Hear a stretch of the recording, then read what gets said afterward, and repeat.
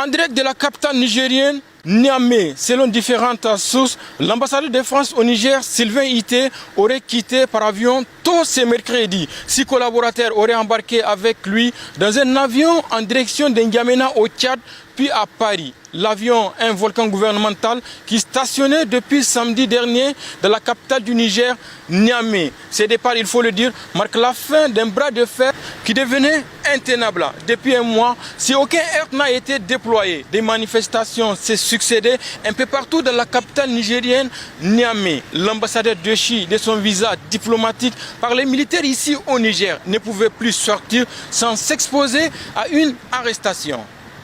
On n'a pas de mots à s'exprimer par rapport aujourd'hui au départ de l'ambassadeur de France. Donc nous avons toujours décrié sa présence au Niger, dont son patron fait l'entêtement qui considère que nous n'avons pas ce droit ou la légitimité de demander le départ de cet ambassadeur.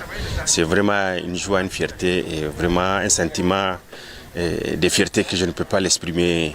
S'il y a d'autres mots pour exprimer cette fierté, je le ferai. Bien sûr qu'on est content. Parce que tout simplement, si on part sur le principe de la souveraineté, la France en tant que pays souverain doit respecter le Niger en tant que pays aussi souverain. Donc à partir du moment où nos autorités, même si la France ne les reconnaît pas, mais ils sont de fait. Si elles ont décidé à ce que l'ambassadeur français quitte le Niger, il a l'obligation des résultats de plier bagages et de retourner dans son pays de tutelle. Il est obligé de quitter parce qu'il est l'heure, parce que c'est le peuple qui l'a demandé. Et de la manière dont toute la population était sortie derrière ce comportement qu'on appelle France-Afrique. Évidemment, parce que c'est ça, il faut parler de ce sujet, c'est la France-Afrique. Ce n'est pas un sentiment anti-français que les Nigériens ont. En réalité, c'est la politique gagnant-gagnant que les Nigériens et le peuple nigérien a besoin. Donc c'est dans ce sens-là, moi ce que j'allais dire, en réalité, il a quitté tête basse, si on peut le dire.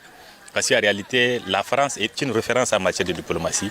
Et si on apprend qu'un ambassadeur refuse de quitter un pays, on se pose des questions, qu'est-ce qui est derrière ça?